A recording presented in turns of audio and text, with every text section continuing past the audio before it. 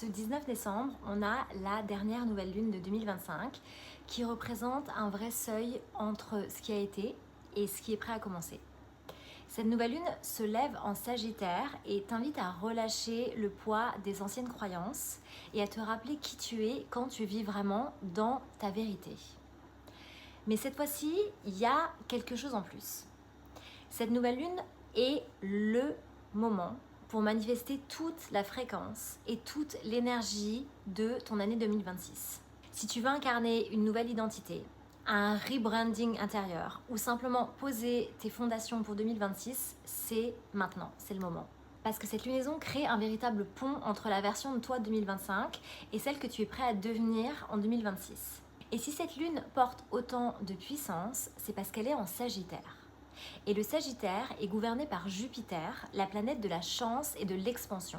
Jupiter amplifie absolument tout ce qu'il touche, donc il va amplifier les intentions que tu poses, tes visions, ta fréquence et tes manifestations. En plus de ça, le Sagittaire veut que tu vois les choses en grand. Donc quand tu écris tes intentions pour 2026, pose-toi 2 questions simples. Quel est le meilleur scénario possible? Et à quel point je peux viser plus grand, plus haut? Cette énergie te pousse à sortir du réalisme, du petit et du prudent. Elle veut du vrai, du grand, du vivant et du spontané.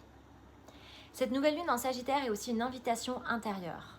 Elle te demande de faire un point sur ton système de croyances, de regarder ce que tu as accepté comme vrai sans le questionner, de choisir la spiritualité, les valeurs, les visions du monde qui te ressemblent vraiment aujourd'hui. Pas celles des anciennes versions de toi, mais de qui tu es maintenant, aujourd'hui, fin 2025. En tant que dernière nouvelle lune de l'année, elle porte à la fois une fin et un commencement. Elle te demande de libérer ce que 2025 t'a montré et de poser des questions qui correspondent à qui tu es maintenant. Donc oui, cette énergie est complexe. Et oui, il y a des façons très précises de la travailler.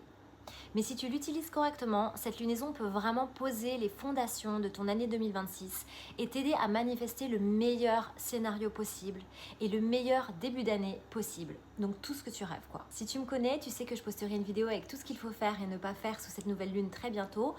Si tu ne me connais pas, abonne-toi pour ne surtout pas le manquer.